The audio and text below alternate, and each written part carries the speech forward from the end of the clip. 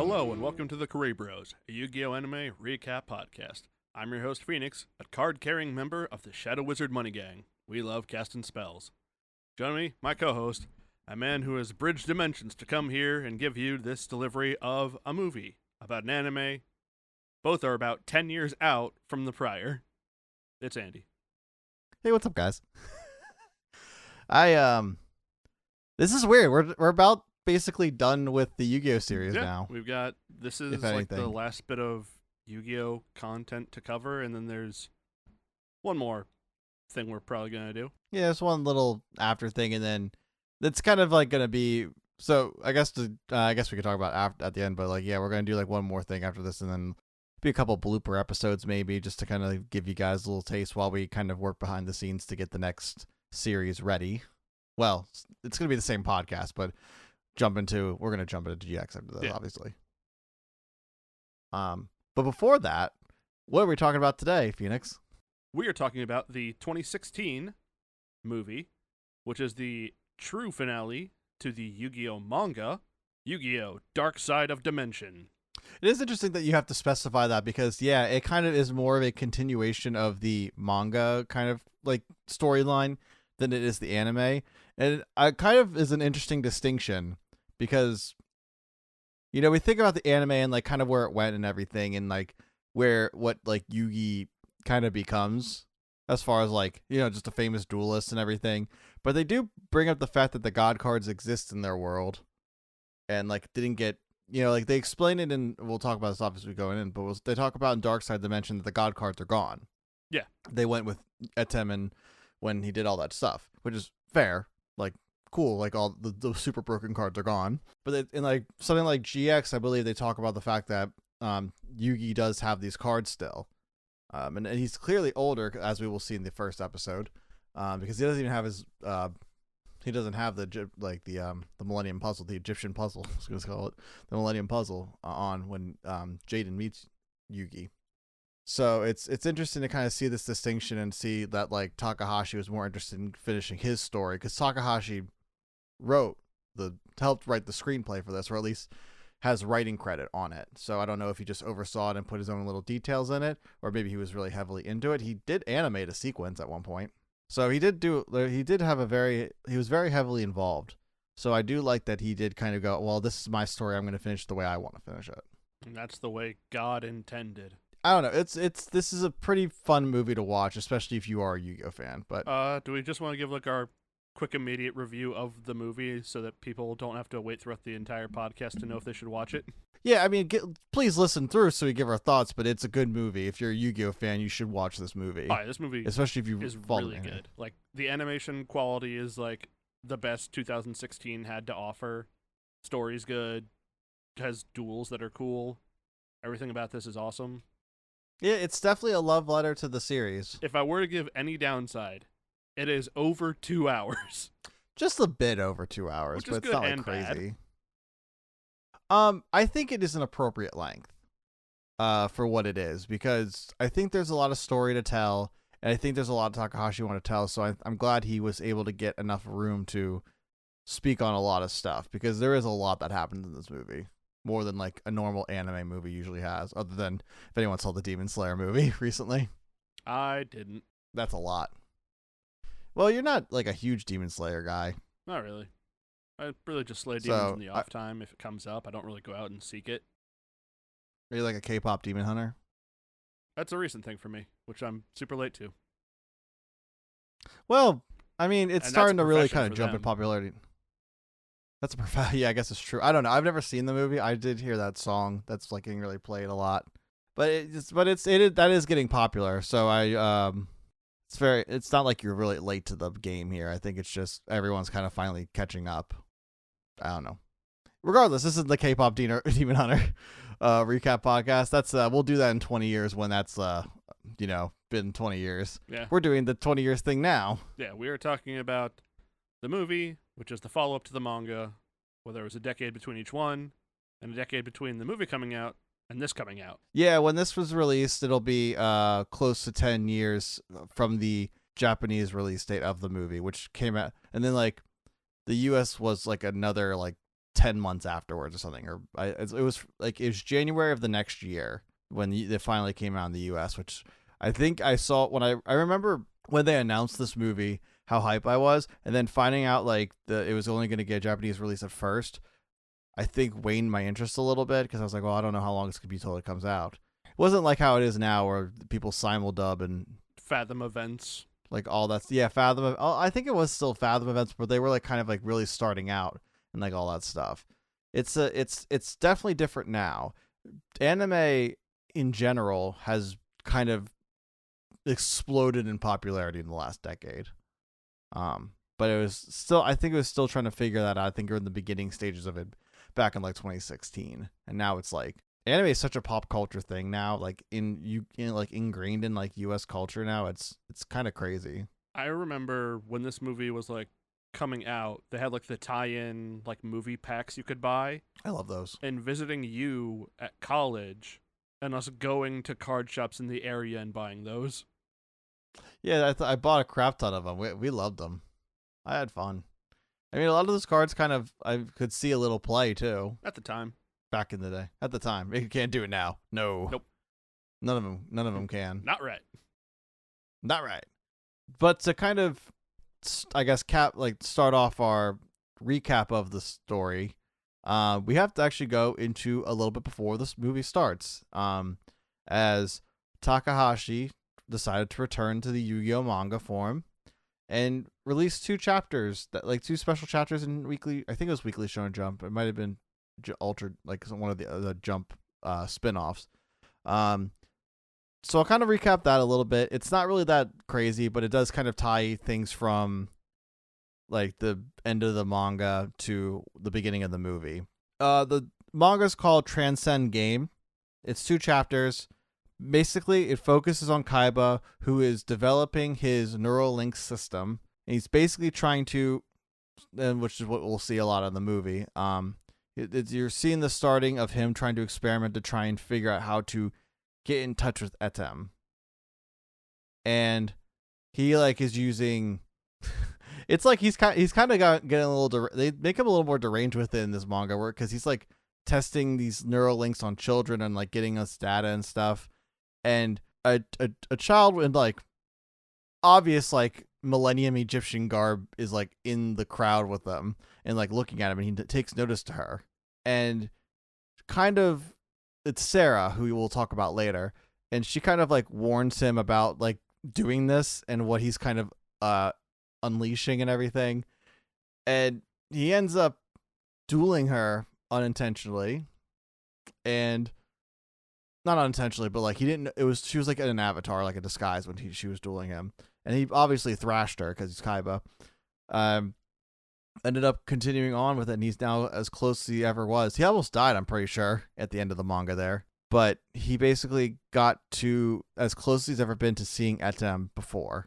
And this is why I think he almost died, because I think he was going to the afterlife. So, yeah, it kind of is like the beginning stages of like what Kaiba is doing throughout the movie. And we just kind of get to see those beginning phases of it. So it's really just that. Nothing too crazy, but it is a nice little tidbit. Plus, it's Takahashi manga, and it's well laid out, well done. You kind of see the growth of his art in this, especially his color game is just incredibly grown. I think like when digital came into the mix of like manga making and everything, he like kind of really like took that by the horns and really made it his own, and kind of I think you've seen a lot of his updated, like his recent work before he passed, right? Like I've shown that to you, haven't I? Yes. So it's like, it's a little different. Like it's a little updated. It's definitely a little built differently than it did when he was making the manga back in the early 2000s and the 90s. But still really cool. So it's a really cool thing. I recommend reading it just if you're a big fan of the Yu-Gi-Oh manga and all that junk. But it leads you into the movie itself. So, the movie opens up seeing the remains of the chamber wherein Etem and Yugi had their fated duel. And we see that there's an excavation being underdone by Kaiba Corp. But what? Shocker. A rich man tries to excavate things that aren't his. That's how the series started. Literally. We then see the assorted friendship squad making their way to school in their normal lives now that they are living in a post-Pharaoh world. They talk about what they're going to do after graduation. Tara going to be studying musical theater abroad. Tristan taking over his dad's factory. Joey's going to be a pro duelist. And Yugi is going to get into game design. There's some other stuff they say where they talk about how Joey has to get his duel disc back because he was messing with it during class. And Yugi also says that his deck got confiscated, which I thought was funny. The greatest duelist ever loses his deck. Isn't that crazy? Mm-hmm. They actually didn't mention that in the dub version of it. Yep, that's why I made sure to note it here, because I like that Yugi is also getting in trouble for loving card games with Joey.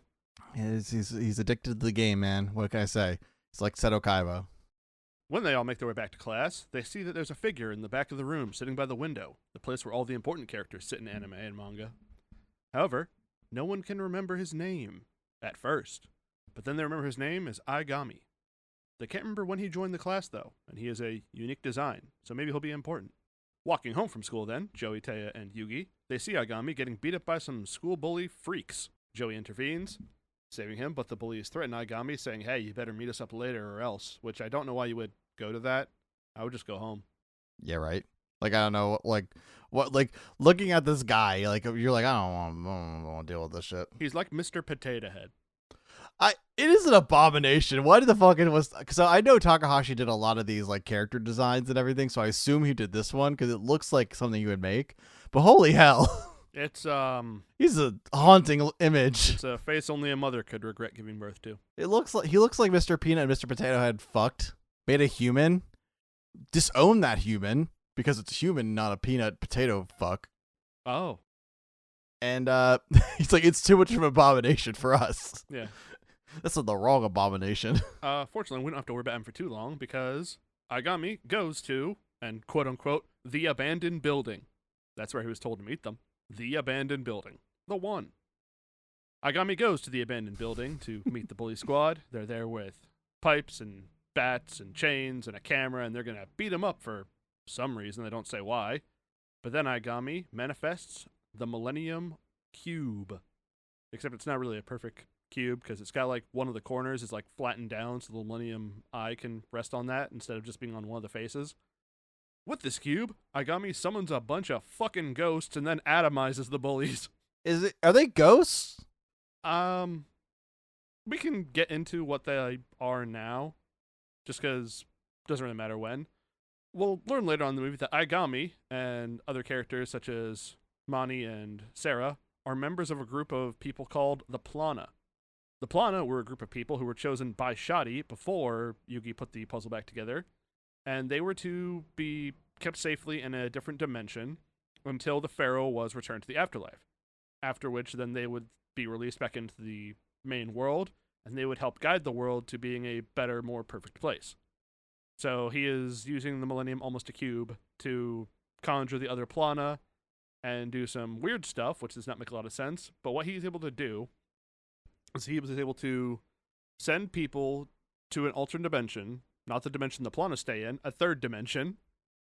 And there's more than a lot of dimensions. Yeah, in this the dark one. side of the dimensions. And in this dimension, True, a person's like environment looks like their memories, and everything only exists for as long as someone is able to remember it how it was. And as your memories of a thing fade, that thing will disappear until eventually everything is gone, and then you even forget yourself, and then you're reduced to nothingness, and you don't exist anymore. It's basically just a way to kill the person. Yeah. So the better your memory is, the longer you can survive in that place. So that's neat. And and boy, how do we learn someone's memory isn't very good. Nope. No, it's a very interesting device setup with like this Millennium Cube. Do we call it a cube? Is that what they call it? They never call it the Millennium Cube. They do call it the 8th Millennium Item at one point, but they never give it. They do. They never call it like the Millennium so and so. So I'm calling it the Millennium Almost a Cube. I think it's interesting that because I think all of that stuff works.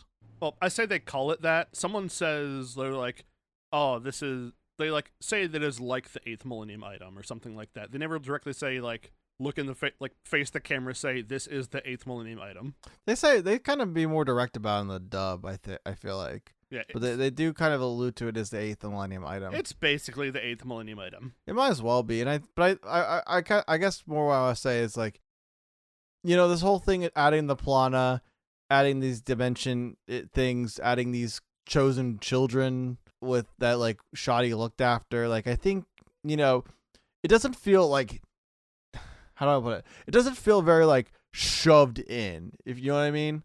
Like, it feels like it organically kind of works. Like it works. It feels like, okay, this can make sense.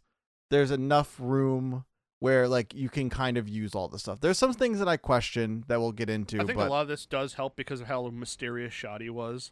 Yes, I think that's a good point. I think Takahashi probably was thinking, thank God I didn't really like dive into Shoddy too much because I can like use him for whatever I need him to. Shoddy just kind of comes into the story whenever like Takahashi needs him to do some sort of crazy thing. Yeah, when we have to progress stuff with the Millennium items, Shoddy will appear. Even in the anime, which that wasn't the intention of the manga. Well, I mean, with Hassan it was. That was intended. But the whole like replacing him with Bobasa and the whole thing I've talked about at death was not included. But it's the same thing. So I'm glad that it works. Is more what I'm trying to say. Like, it doesn't feel like we're doing this for the sake of making another movie, which obviously can be like a kind of a crappy thing that happens in these like, hey, we're coming back and doing this thing you remember this thing you liked back in the day? We're gonna just make another movie of it. Take all our money. We're gonna just shove all this stuff where it doesn't work. Yes, it's gonna be crap. This was clearly made by someone who gave a shit a lot. Yeah, really is. Speaking of someone who gives a shit a lot, we see Atem and Kaiba, and they're facing off in some kind of stained glass church, I guess. Well, we gotta get religious Big with it. fucking room with stained glass around it. Looks great. We get a proper duel between Kaiba and Atem, a proper 8,000 life point duel, in fact. Yeah, they go real with it. I guess because they got the money and the time. Yeah, we see a bunch of new at the time cards like the Neo Blue Eyes Ultimate Dragon, some other stuff. Not going to give the play-by-play for this because it's a long movie and you should watch it yourselves. But Kaiba manages to win the duel. But at the end, it's revealed it was all a simulation for Kaiba to practice dueling against Atem. He talks to his Kaiba Corp support staff and he talks about how the Atem he faced against was made from his own memories and experiences and data. And even despite all this, the Atem that he fought in the simulation was not the Atem of his memories, and so he is dissatisfied with it. And he wants to really face off Atem because this is manga Kaiba, who was not there when Atem went to the afterlife. Yeah, that's a big distinction from the anime to the manga. Kaiba never is involved with Millennium World. He's completely gone. The only Kaiba you get is the priest Seto. I think maybe in the final panels you may see him, but like he wasn't there when Yugi and Atem dueled. He wasn't there in the room with everyone. He didn't see what happened. He doesn't understand that like Atem's gone. Like he's not there anymore, or for the sake of everything, he's not like around. So he never got really that same closure that the anime Kaiba got. Yeah. But he's really trying. And Mokuba gives Kaiba a call on his Kaiba Corp brand Kaiba phone and says, "Hey, we found the pieces of the Millennium Puzzle and we're digging them up now." Sorry, it's a little side note. When he was talking to his advisors and the scientists or whatever, and he crushed the bottle of water, did he tell them to fire the person who designed the water bottle? He did not have that line in the sub. He was like, fire the person who designed that water bottle. Kaiba Corp stuff should not be that breakable or bendable. Yeah, and that moment in the sub is when he was like crushed it because he was frustrated. He was like, the Atem I dueled was not the one in my memories. Yeah, he was crushing over that, but then when he threw the water bottle, and he's like, nope, fire that person. Didn't have the bit. I love the dub does these little bits. It's the best part about it, truly. Yeah. We cut back to the gang minus Joey at a mall, but plus Duke, who I guess had to get a real job because he's not a game store anymore. Well, he's working at like a mall food kiosk. It's interesting because we do actually see Duke's dad. When I first watched this movie and like the second time, I didn't know all the stuff about Duke's dad because I found that out from you and your coverage of the manga. So when I watched it now and I saw, we'll see later in the scene, there was a clown. I was like, is that supposed to be Duke's dad? And yeah, sure enough. It has to be. It has to be Duke's dad. I only say that because if we're continuing with the manga, he did turn good. He like kind of realized the error of his ways, so like he is chill with everyone, and he was dressed up like a clown. Maybe maybe it's a side gig. Maybe he's still doing the no. It's definitely the Dungeons and Dice monsters definitely did not like Concerning take off. that him dressing up like a clown was not related to the Pharaoh's curse and was just a personality trait he had all along. Well, he was ashamed. He did get deformed because of the game he played against Solomon. So he is wearing that mask because he doesn't have a good face under it. I feel like you could have just done like a Phantom of the Opera thing instead of going straight to, no, I'm a clown now. Well, whatever Did works. he fall works. in the Joker slime? Feels like it. I say The bad Joker Joker slime. slime. All the Batman fans out there, shut up. I know it was a vat of Ace chemicals, not slime. It's a funnier bit, though. Yeah. Could you imagine just Batman fans listening to a Yu-Gi-Oh podcast getting mad? Can I imagine Batman fans getting mad? Yes, easily. Why? Want to swing a bat at a hornet's nest? That's for Spider-Man fans nowadays. Oofa. Marvel does it themselves. Sorry, that's the last bit I'll say. Kaiba comes up on the Jumbotron announcing he's got a new dual disc, and there's going to be a big thing for it to be shown off soon. But we're not going to dwell on that right now. What we're going to dwell on is someone else who is dwelling in the shadows. It's Aigami. He is lurking up above a higher floor of the mall and is looking at the Friendship Squad. And at this point is when we see the spirit realm where the Plana live, learn about the stuff about the Pharaoh going to the afterlife, freeing the Plana, which is where Aigami and stuff came back. Shadi trained a bunch of kids who inhabit this place. But apparently Aigami is going off script from the Plana's original designs because he wants revenge for Shadi. Which is something that Shadi literally said, don't do. Don't do it. Kaiba arrives at the dig site in Egypt in a new Blue Eyes White jet, and he's got all the puzzle pieces put in a special box. Not put together yet, because apparently the puzzle shattered when the tablet shattered. Well, it is a puzzle. It did take a big fall. I'm sure big old tumble. I'm sure the Egyptian spirits that were lurking in it were like, I don't want this to get put back together again. Let's just destroy it. And then yet they never realized Seto Kaiba is determined to do something. Apparently, the security system they have put around the box right now requires 13 minutes to disable, which Kaiba says is just enough time for some mild entertainment. And he calls out to someone who is also on the dig site, reveals that Aigami has gotten here. Kaiba says that he had clocked Aigami in the Domino City Mall 3 minutes and 20 seconds ago, which is how we know that Domino City is in fact a surveillance state ruled over by Seto Kaiba. This is the biggest kind of development in Kaiba's life is now he is a TSA's wet dream. Sadly, this is also very fitting for what will become of Domino City in 5Ds. Not necessarily. Okay, so not TSA, Homeland Security, but it's, whatever. It's still the wet dream of being able to see everyone and know what everyone's doing at every moment. Yeah, those guys get paid to racially profile people. Those ones. The it's interesting because I think it's like there's a bit about this in The Dark Knight where it's like you can see all that stuff, but they're like, yeah, you should be able to do that. That's too much power. So just Kaiba doing it willy-nilly and like it's like neuralinked into his brain, and how he's not exploding is very very admirable. I think that's actually something that's what they allude to in the beginning mangas. Well, Kaiba has incredible willpower and ego, as we'll find out soon. He's just the ultimate hater. Absolutely. Aigami is quote-unquote apprehended by a security guard who also gets atomized from the Millennium Almost a Cube. Aigami tries to erase Kaiba in the same way, but Kaiba turns on his new dual disc, and Mani, another one of the Plana, is there, and he says that Kaiba's ego is too powerful to be atomized and sent to nowhere. I'm telling you, that hater energy is strong. Yeah. Kaiba and Aigami duel. Aigami using some weird cubic monsters, which is a weird way to describe a bunch of monsters that most of them do not have cubes as a part of them. They're kind of weird ovoid shapes, really. Yeah. The only thing cube about him is his dual disc. Yeah, his dual disc is like a bunch of cubes all slapped together. some of his monsters have a cube, but like no, you're rounded shapes mostly for your monsters. I think Takahashi's running out of creative juices. It's possible, or they're trying to use like a different. It could be like Cyclopean, where it has like multiple meanings for it, and Cupid could mean something else, but not important. I guess that's true. The duel's neat. The main takeaway is that Kaiba does the heart of the cards, but instead of drawing from his duel disc, he slaps the ground and manifests Obelisk, the Tormentor. Which is an interesting development, which I'm surprised they don't do later. Like they set this up, but they don't really do anything about it later.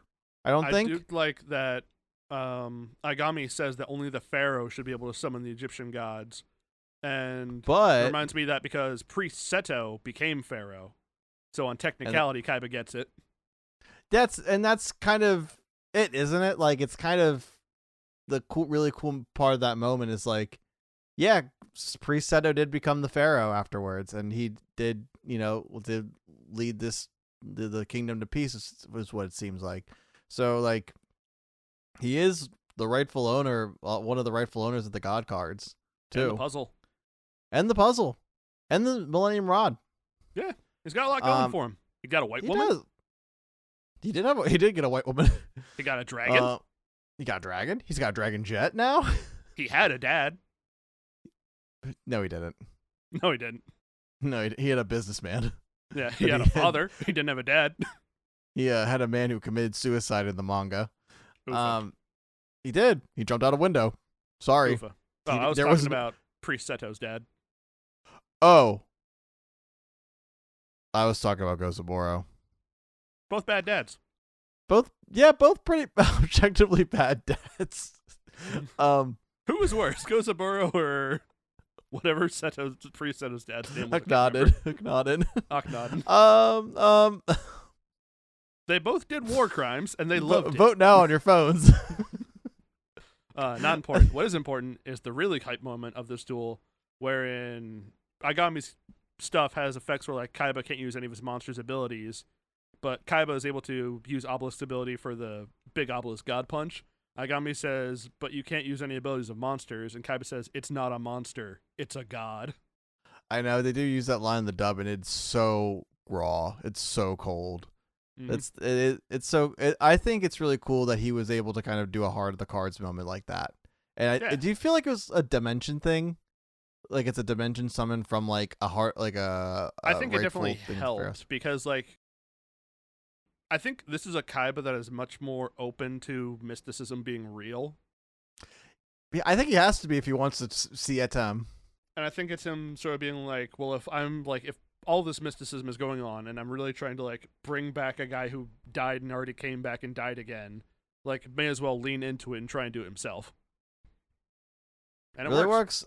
I think maybe like I think there's times where like that kind of millennium spirit like enters him and he isn't aware of it, and that's when he draws those kinds of cards and has that heart of the cards moment. It's a good thematic nod to the work Takahashi did, and like a good growing moment for Kaiba. This duel, however, does not properly end, as the security lock for the puzzle pieces is undone. Mokuba gets hooked up to a helicopter, be airlifted out, and during the process, Agami teleports, because he can do that with Plana powers, I guess, puts his hand through the glass, which then shatters afterwards, kind of a cool visual, and then he grabs some puzzle pieces, which we find out later, and then the puzzle is taken away by the rest of them, and Agami aways into the night, or I guess the midday, rather. And Kaiba also fucks up. He's like, yeah, I'm not going to finish this duel. I'm going to go work on that puzzle for revenge. I mean, to be fair, he was going to win. Just had to punch him with God. We know who won that duel. You never know, because you never know what Agami could have done with one more turn. You know what? I would argue with you, but Yu-Gi-Oh! Does tell me that one more turn does usually work in their favor. Yeah, which is how we get one of my favorite parts of Yu-Gi-Oh! Is there's not going to be a next turn. True. Very true. One more thing that happens. Mani, well, the other Plana who was with Agami, is left behind at the chamber after everyone else has left, but he sees down in the wreckage the Millennium Ring. I do remember that from like a couple weeks ago or a month ago. Yeah. I remember that. Yeah, a month ago. Remember when that was a problem? It was a problem literally a month ago, and now it's, well, I mean, 10 years later. Yeah. Agami gives one of the puzzle pieces he took to Sarah, another of the Plana, and also his sister. And then Agami goes back into his undercover role as a member of just, the school. And he hangs out with the squad for a bit. Talks about how he's likes duel monsters, but is not that good at it, which is the same bit that Merrick had when he was pretending to be Namu. Yeah, there's a lot of parallels to different things here. I do want to dive all into when we're all done talking about this. Yeah. Kaiba wants to be alone to work on the puzzle, so he goes into the lower atmosphere, taking a space elevator up to the Kaiba Corp satellite. Do you think there's air travel issues with that? Because it doesn't look like it's a hologram. I think the hard part is getting the window cleaners up there. No, that can't. Kaiba's definitely designed some sort of 360 scrubber thing where it's as it goes up, it's that squeaky sound you make when you're wiping a window. I know the bit. You know the bit that so just all around, it's just one guy just going up and down. Yep. A couple times. Agami is walking with Joey and Bakura to have a fun day of dueling at Yugi's place. Sarah gives Yugi the puzzle piece that Agami gave to her, and also gives some more lore drops about the Plana stuff. Agami sends Joey and Bakura to the nowhere space because he's fucked up and wants to do bad things for revenge. And he makes Bakura relive the trauma of his father's grisly murder. Oh no, Bakura's trauma. Yeah, Bakura talks about how he had lived in Egypt with his family before coming to live in Japan, and Agami sort of coerces, may have done some Plana powers to make him talk about it, but we see that Bakura's father was going to a midnight dig site where he had looking for some artifacts. Bakura as a child had stowed away and followed him for reasons even he didn't understand. They get to that place, which is where Shadi and the Plana children are before they went to the other dimension, and Shadi is guarding the Millennium Tablet of the afterlife. Bakura's father wants the Millennium Ring really badly and says, "Hey, I'll give you this duffel bag full of dollars for it." And Shadi says, "Well, I'm not going to just sell this to you, but the ring is supposed to go to someone, so how about you just put it on, and if it's supposed to be yours, then it will be." And Bakura's dad puts on the ring, a blast of shadow evil magic badness comes out of it, which I believe fucking kills him. Yeah, it definitely kills him. There's no way he's not dead. I'm pretty sure Bakura alludes to it too. Yeah, Bakura was in the chamber when this happened. He goes to get the ring because his father's last words were about getting the ring, so he's like, "Oh, I'll get it for you, Dad." And Bakura picks up the ring. The little bangles hang off it with the pointed ends all go rigid, and the Millennium Ring impales itself into this child's chest. It's a very Takahashi. I think the thing that I really appreciate about this movie, now I guess I'll go into it more later, but is they are willing to do the Takahashi bits of this movie. Very good body horror stuff. Exactly. Zork, now in Bakura for the first time, kills Shadi. Yeah, Shadi's dead for basically the entirety of the series that we know. Yep, he's a ghost now. He's a spirit who still protects the Pharaoh. Yeah. Zork Bakura slaps away the Plana children. They live, but they want revenge. Blah, blah, blah, blah. Well, the one wants revenge. Everyone else is just kind of mourning. Yeah. This is where we get the thing where the Plana talk about how they were supposed to come back from their dimension after the Pharaoh goes to the afterlife. But after that, if the Pharaoh should somehow return again from the afterlife, everything will be fucked. They never really specify how or why. No, it doesn't really. They don't really allude to it. They just say you're going to lose your powers. And it's like, well, that sounds more foreboding than it is. That sounds like a them problem. It really does sound like a them problem. Because right now they're just using their powers to atomize people. Most of them do deserve it. But there are bits where they talk about how there's been a bunch of disappearances lately. So I guess they make the perfect world by just erasing people in a way that would be like Death Knight Light's wet dream. Yeah, I guess it would be. I guess he would like that, but he would have liked that better than just having one die of heart attacks and then some fucking guy. And no body. Then some guy with a weird sitting stance figures it all out, but then dies. Sorry, I spoiled Death Note. In the nowhere dimension, Agami is blaming Bakura, but he is an idiot and doesn't know that Zork was the one who really did it and that Bakura was innocent in it. but even Bakura is like, yeah, like I acknowledge that like you were hurt because of things that happened that I was a part of, and I'm sorry I can't help you with that, and like doesn't resist anything, which is sad because Bakura is fucking traumatized. I like Bakura a lot, and I'd like I think he's one of the most tragic characters in the show. He's been the entire series. He's constantly manipulated. He's constantly having his body, like used as like a vessel for evil doing. He doesn't have any control of it usually, and now he basically has to answer for Zork's evil doings in this kind of way, and it's. I don't know. That was one of a really nice human moment from him. Yeah. Unfortunately, there's no room for humanity in Zork's world as Mani appears in the nowhere space, with Zork having taken over his body because he's holding the Millennium Ring. He tries to kill normal Bakura because Zork hates good boy Bakura, but Mani then gets shadow darkness blasted by Zork and gets turned into nothingness also. Agami kind of had been having like a realization that he was like pushing things too far when he saw how Bakura reacted to everything. But now that Mani is dead, Agami decides to double down. Well, it is kind of fitting, isn't it? He's already searching revenge for Shadi, and now in this quest for revenge, he loses another important member thanks to, again, the thing that caused him to want to, like, the whole tipping off point for, like, Shadi dying and why Agami did then, too. Yeah. This whole time, Joey has been wandering his own place in the nowhere existence realm, and just parts of the world have been falling away.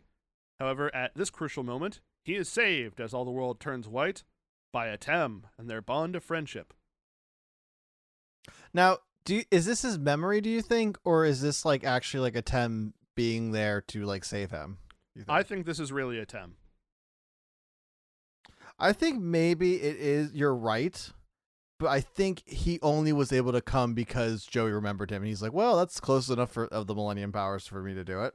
Yes, I think it was absolutely their connection because they even said at the end, it was like, no matter how much time passes, like our bond will always remain as friends, even through the afterlife. Friendship, the theme of the show.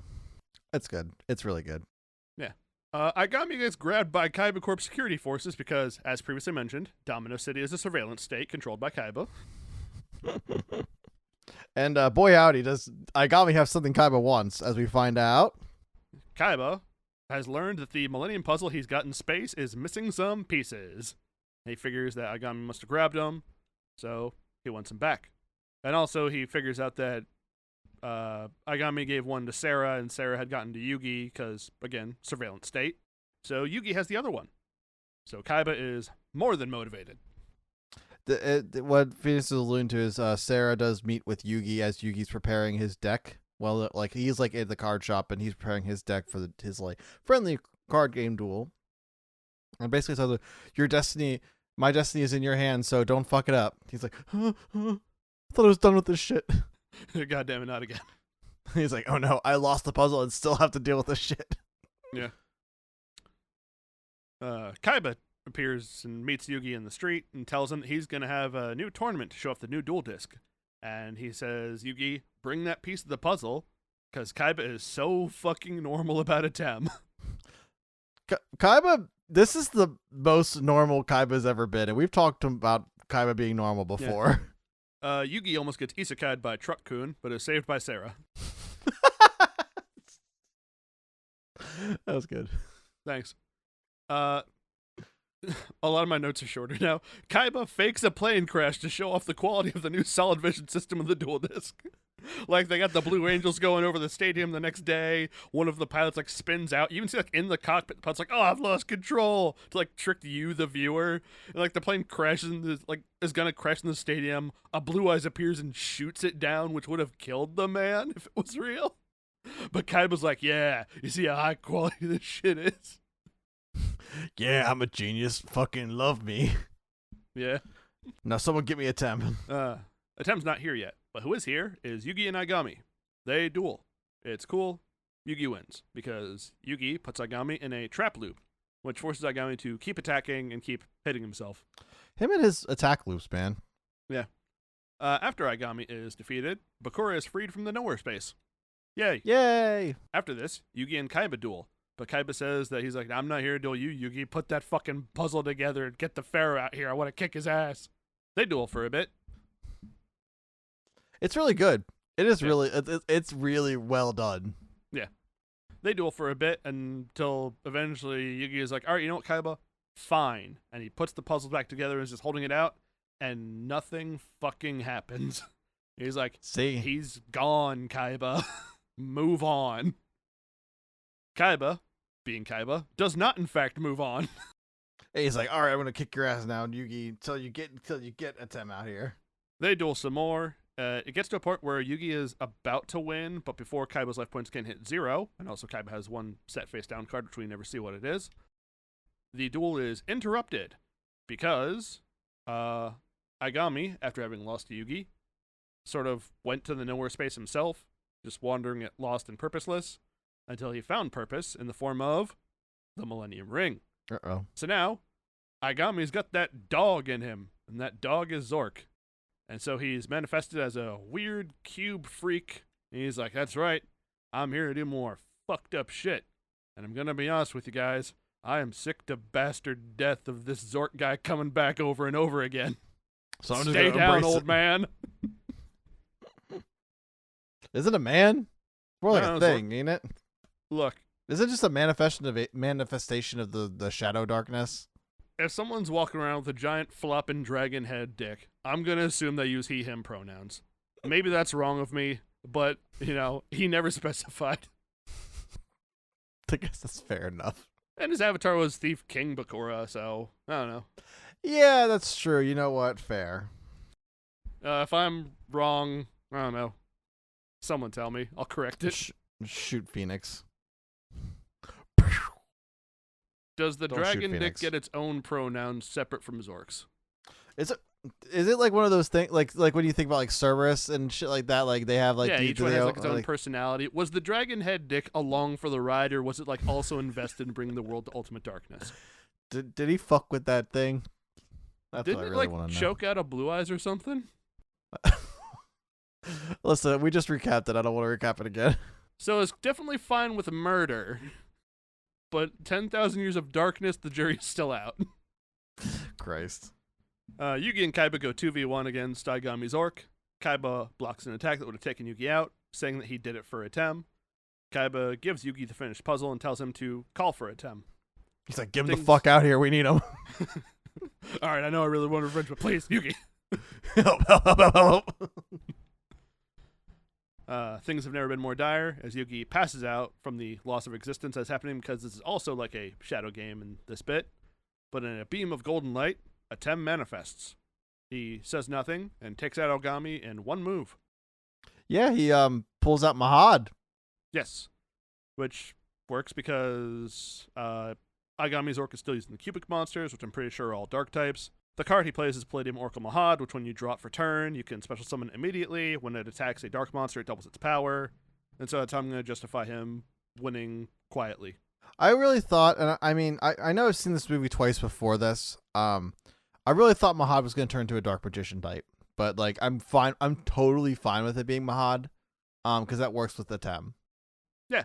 Also, when Atem is playing this move, there's like a weird sort of overlap where you see it like flickers of like Yugi's body and Atem's like overlapping each other.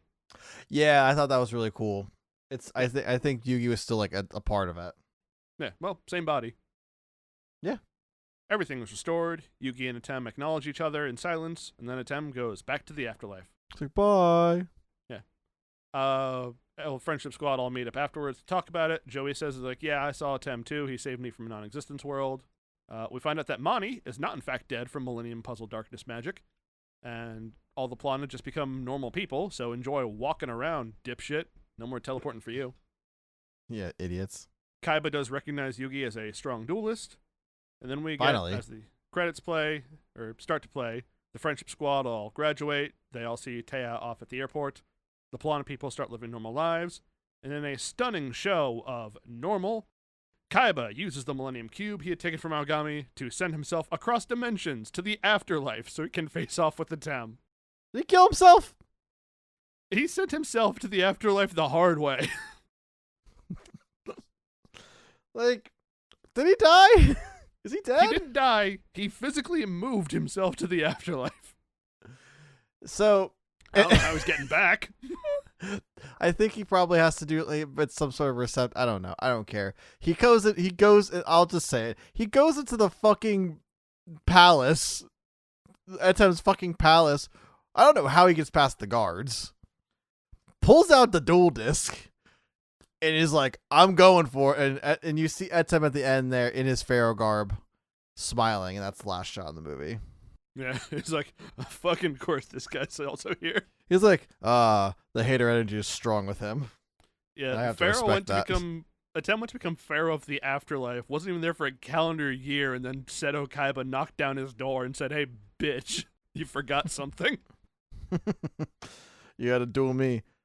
But that's the movie. That's the movie. It's the last thing I think Takahashi worked on before his tragic passing, because I don't think he really did much more Yu-Gi-Oh related stuff. I know, so he has like some sort of involvement in the three of the spin-off series. I don't think he has much involvement in like past Zexal, because I know I see he's did some like work or like artwork for it. So I think this is the last thing he does as far as Yu-Gi-Oh is concerned before he passed away. And do we just want to go into our thoughts about it now, or kind of like, can I finish this thought? Oh, you can finish your thought. I mean, I think we covered our general thoughts on the movie, but we'll do a more in-depth one. In-depth, actually talk about what happened. So like, I think, so we both agreed that how things ended with Yu-Gi-Oh was well done, right? Like that's something we both agreed on. Yeah. And like Takahashi didn't have to do this movie. Like there's no need to do this movie. That being said, if there was any way for like, if this was like the last thing Takahashi did work on, like this is like, it's as good as it's ever going to get as far as like Yu-Gi-Oh is concerned and him and his involvement in it. Yeah. In a world where the popular series like Bleach, Naruto, and Dragon Ball, like, keep getting like dragged into keep going or revivals or spin-off things, like this is like the rare high note to go out on. Yeah, it's and it's more impressive because like you don't have to do these things, and yet it there's justification for it, and it adds more to the story. Like this should be a good example of what people need to think about when they want to bring franchises back, because if there's no story left to tell, there shouldn't be like any more. Like, I'm sorry. Like, if there's nothing you can really justify to bring the story back, it should just like keep reboot the anime or something. Like, damn, like you gotta at least like let something die. But again, we live in a world where creative decisions are made by people who do not want to be creative at all. Ugh, sorry, I'm bitter.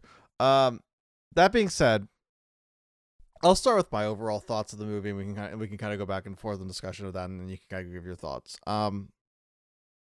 This movie is easily one of the best anime movies I think in a while. Like, it's not like obviously on the realm of like something like, I don't know, Akira or Perfect Blue or like a Studio Ghibli film, but like as far as like a Shonen Jump movie that like came out 10 years after the series ended. It does everything really, really well, especially as like, because there's like like we're in Zexal at this point, I think, as far as like Yu-Gi-Oh is concerned, right? Like it was Zexal. I think at this point, Arc 5 had started. So so it's even more. So like we're well removed from that series, and like we already have like several protagonists we either care or don't care about, depending on your view of the spin-off animes. Yeah, Arc 5 started in 2014. So I think that brings home my point even more. I think it's very interesting.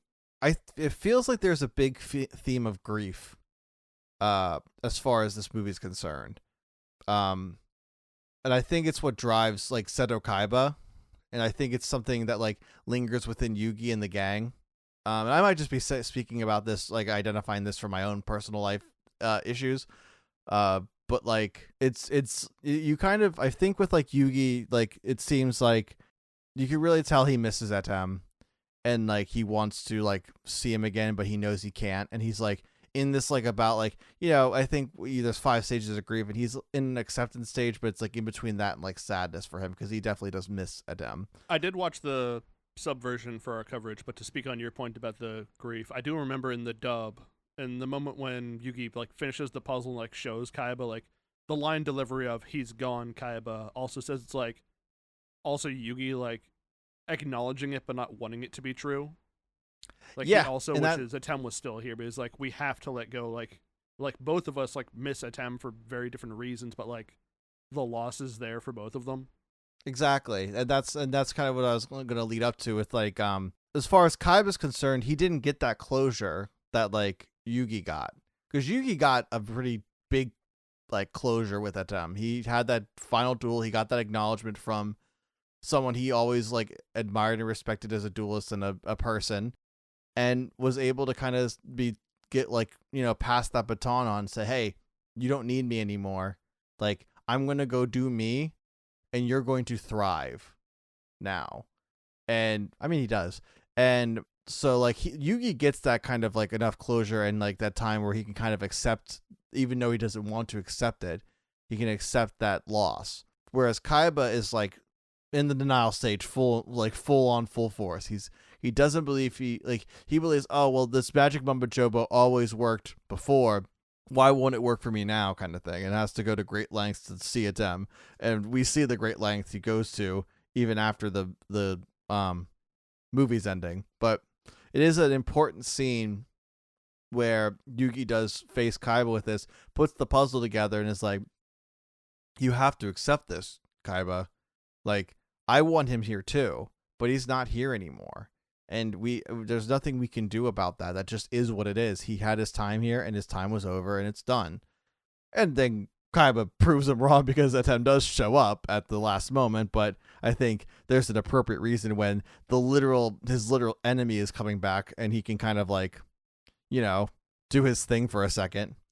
But besides that, I liked a lot of like where everything went.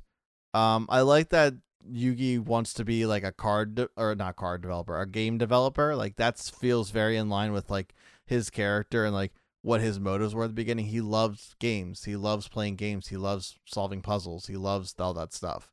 So like for him to kind of be like the world's best duelist doesn't really fit as much as it does for like a game developer does. Like I think he'll probably duel and like continue on dueling and everything, but like it's cool to see that he wants to do other things. Tristan does nothing in this movie, but it's actually like he's not annoying in this movie really at all. Actually like probably the best portrayal of Tristan I've seen ever, so to speak. Even though he does work in a factory, it says he's going to go work in a factory after graduation. Not even work in a factory, take over the factory. He just said work the factory in the dub. I think it's, in the sub in that moment, like in the dub, like you see like Joey putting Tristan like the chokehold and all that. Mm-hmm. In the sub, he says like, "How dare you look down upon a blue-collar job that's the backbone of Japan?" Oh, that's so sick. I actually do like that. I appreciate that. Yeah, Joey, an advocate for the people. I do like that this did feel at the heart like a Yu-Gi-Oh movie. The friendship themes are strong with this. Obviously, Takahashi being behind this, I think, where he obviously knew his own themes and so how he wanted to portray them as like, because I think it's only been like a year, maybe 2 since Atem was gone. Probably I don't know how, because they're graduating now. We know Tristan already had a license, so at least driving age. I don't know if the driving age is different in Japan. I think it's I don't remember, but either way, like I like that we kind of in Japan you must be 18. Hang on, that's for high class vehicles, for trucks. This is different from motorcycles because we know Tristan has a motorcycle. Oh yeah, he does have a motorcycle. Oh, that's in the anime, and I think anime stuff is a little. They kind of play it fast and loose there. License to ride an ordinary motorcycle can be obtained from the age of 16 onward in Japan. Good for him. And if they're not graduating, they are at least 18, and we figured that Yu-Gi-Oh! Anime manga was like a year maybe. Yeah, something like that. I'll get behind that. But But like everyone has something. It feels like something to do, or like they're used appropriately. We don't see any of the old duelists for the most part. I don't remember seeing any cameos. No. Like No, we like, see a background shot of like Weevil and Rex or anything.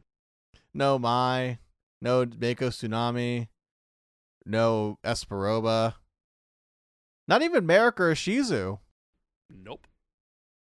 or like any of the Ishtar people. Like, but everyone who is involved in the movie is used appropriately. I'm so thankful we got like actual screen time with Bakura.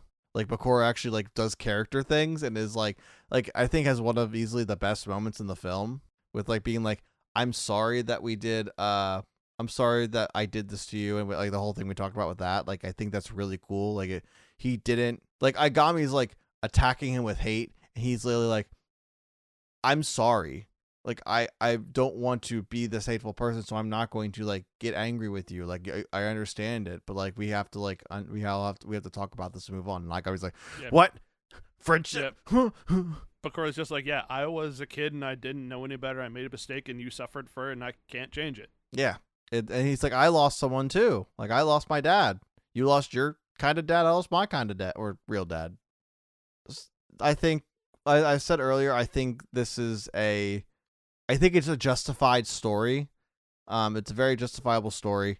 I think the additions of like the 8th Millennium item and the Plana and all that stuff all work well because I think it works as like its own thing. So it doesn't have to be like alluded to back in the story for it to come back, or what, like it didn't have to be like put in the original anime and like make sense.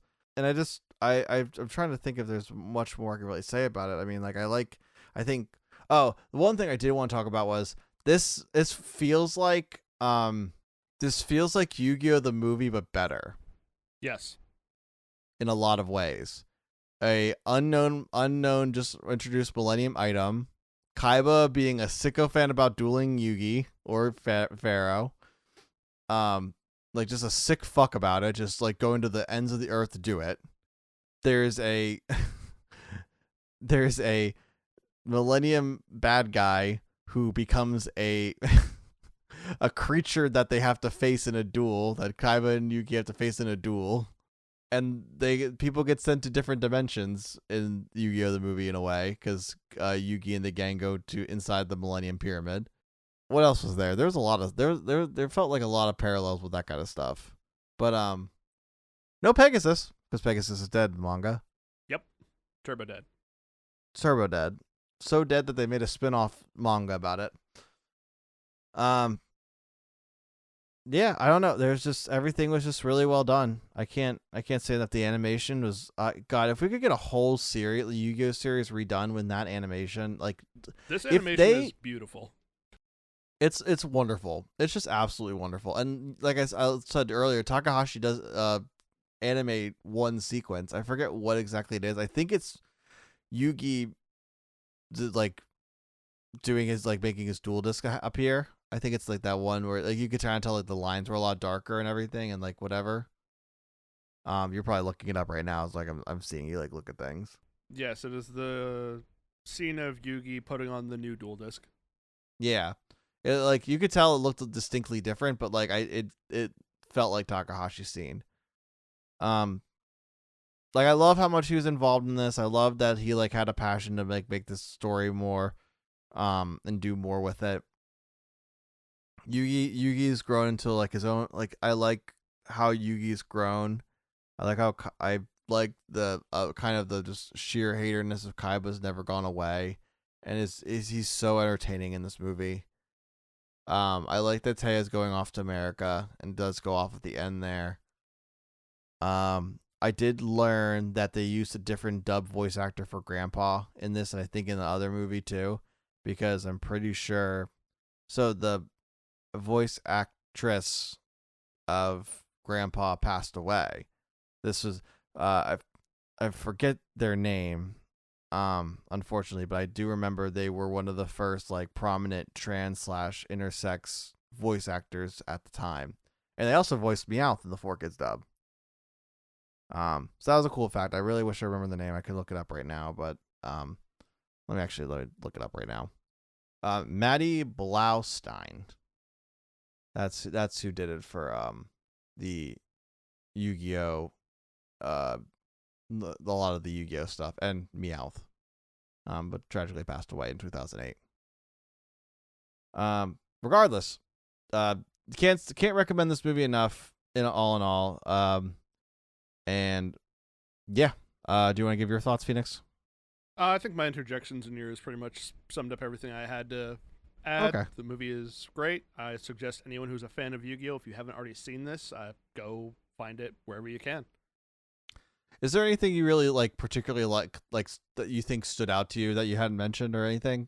Or is it just animation, kind of like story bits? This is going to sound weird because I'm the guy who covers the subs, but I do really like the voice deliveries in the dub, especially most of all Yugi and Kaiba's. Mm-hmm. Number one, returning to the roles was great, and also they did phenomenal work in them. Like I said before, Yugi telling Kaiba that the Atem is gone, he's not coming back. There's the part where Kaiba says why he took the hit for Yugi in their 2v1 duels. He's like, I did it for the Pharaoh.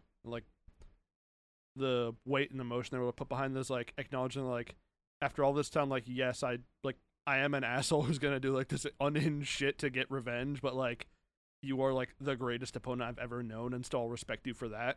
Yeah. If I'd have said anything I didn't like, I do kind of wish Joey had a bit more, just because I really like Joey. And Fair. It's kind of sad that he was there to show off Aigami's power. Yeah, but I think he has the cool moment with Atem, and I think that kind of works a little bit. I would like have liked that to a see lot Joey for duel. showing their bond as how Joey's able to get out. Yeah, Instincts is I want more with him, but I wouldn't want it without Takahashi, because I feel like anyone else who tries to write Joey doesn't do it right for the most part. Yeah. But I do agree with you there. I would like to see more from Joey, but that's just a selfish thing. I think at least what his role is in the movie, it's done appropriately. One thing I will say, a question is, I thought Zork was destroyed. I thought he was supposed to be gone. He was supposed to be removed from the Millennium Ring and all this stuff. So there was that kind of confusion where it's okay, I think you're just bringing him back because you need that kind of dark villain. What if it's not Zork and it's just the ring just does that to you? No, because I think it's supposed to be that he is imbued with that. He is imbued in that Millennium Ring. Because the Millennium items were established as they're made from dark energy. Zork I think was released because they made these Millennium items. So I think he was already in the Millennium Ring. Maybe it had something to do with the Plana themselves being cross-dimensional beings.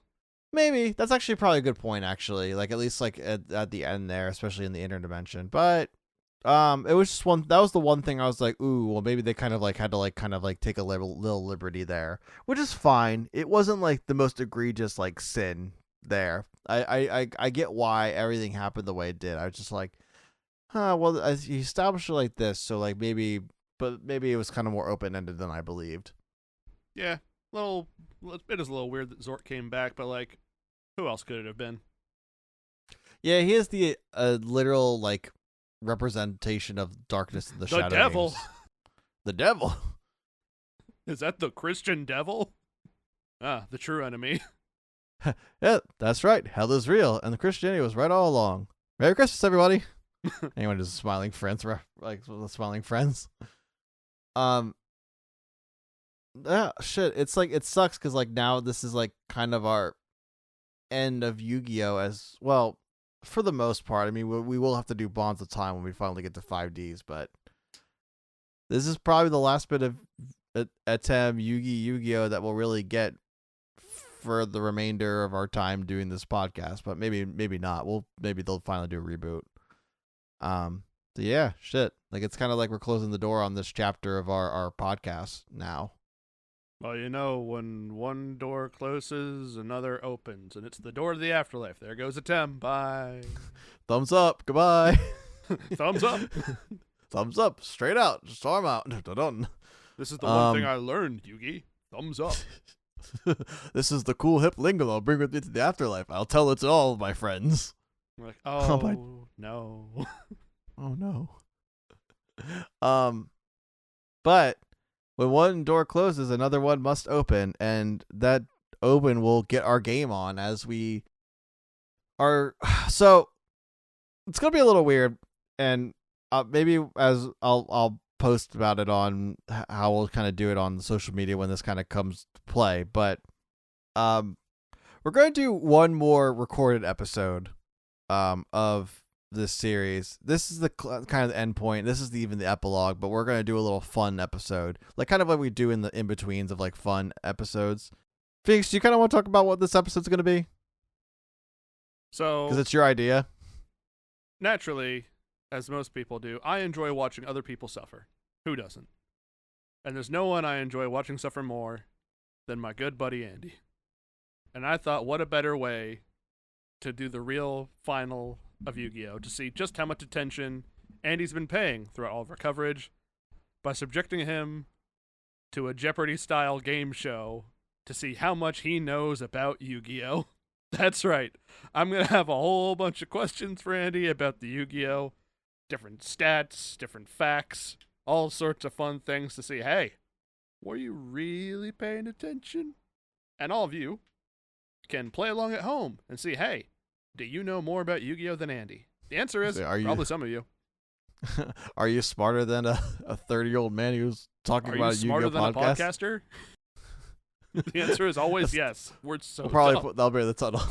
Probably the title of that episode. God, especially even like the big podcasters, they always have someone like off screen to fact check because podcasters behind the mic don't know a damn thing. So true. It's so true. I mean, we do it too. We fact check all the time, so it's not like we're it's because we can't outsource it.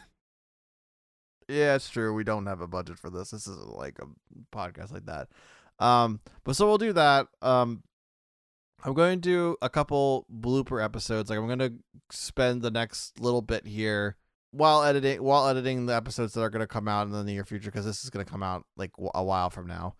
I'm going to look through all the episodes, find all the bloopers, and figure out how long that's going to take, and then do 1 or 2 episodes of that, depending on how I want to split it up. I'm going to upload all the episodes of this series to the YouTube channel finally.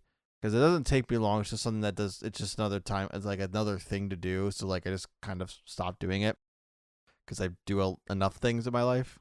So it's just one of those things that kind of fell to the wayside. But now that I have more time to do it, I'll get it all done and find a way to kind of make it a part of the release for GX. And then we're going to take some time to kind of, or maybe take a little break. I don't know if the break will happen for us, but I'll bring that up when we get there. And we're going to get GX ready. We're going to have a lot of new fun things. We're going to kind of give the podcast a little facelift, maybe cosmetically, maybe as far as like structure goes. Not really too much, but it'll definitely be a little different because there's not going to be a manga to follow, but we might figure out how to put Send us $8 million and Andy will get Botox. Wait, who gets $8 million? You do? Yeah, sure. Okay, cool. I'm happy for you. Thanks, man. So we'll do that. We'll get to GX and it'll be fun. But that's kind of like the plan here. So next episode we'll do that. Then there'll be 1 or 2 episodes of bloopers, and then maybe a break, maybe not. We'll see. Like maybe a break for you. There'll definitely be a break for us, but but definitely not a break. Maybe not a break for you guys. So that's kind of it. Do you have anything you need to add, or like any final thoughts as we kind of end this Yu-Gi-Oh! The original series coverage? It's been a wild ride, and I've loved every second of it. Yeah, this is really fun. Except for those parts where we had to cover the Noah filler and the Kaiba Corp Grand Prix filler, and a lot of the Orichalco stuff sucked. And no, we were okay with what? it. This sucked. No, I'm just kidding. This sucked. This is I had a lot of fun covering this with you, Phoenix, and I look forward to doing these because I know they're going to be a little different than this is, but I'm going to look forward to covering these with you and also finding out, because a lot of the stuff you're going to know more than I am. GX I'll still be able to hang with you, but I think and maybe kind of 5Ds, but 5Ds is where I start kind of falling off. I did watch Zexal. That's where I really stopped things. I'm really looking forward to covering future series. Yeah, I'm looking forward to doing this more with you as we go on. but it'll be fun. We'll get to talk about school now and the elemental heroes and what were they called? What were the Egyptian god knockoffs? Some sort of beasts. The sacred beasts. Sacred beasts. That's what they were. Stuff like that. But that's something we'll have to talk about later. But now, what we're going to talk about now is our socials. Do it. You can find me on twitch.tv/PhoenixForest, youtube.com/PhoenixForest, casual gameplay, mostly Yu-Gi-Oh! Shot calling for matches. Sometimes I do other stuff. I've begun experimenting with just recording and uploading straight to YouTube for the times when I don't feel like streaming, because Twitch still has a serious bot problem of people showing up in chats and being like, oh, if you go to so-and-so webpage, you can buy viewers, and get out! I hate it. Where can people find you? You can find me on Instagram at artbypapa_. You can find me at Papa Does Art on Tumblr. I'm posting just about anything art related there. Maybe some music stuff there too someday soon. I am doing manga. I'm working on my own manga. I posted my first one like a last month or so, or last month of the recording, but it's been a while since I did that. So hopefully I will have more projects with that in the future, and so stay tuned for that. You can find Kuribros on Instagram at Kuribros, on Twitter at @the_Kuribros, which is something I'm going to try and make it more of a habit to update as we get into series 2, and YouTube, which will have hopefully by the time this comes out, or in the meantime after this comes out, the rest of the series of the series 1. All right, signing off. My name's Andy. I'm Phoenix. Giddy up, and it's time to get your game on. Get your game show on. Stupid. Thanks. I put effort into that.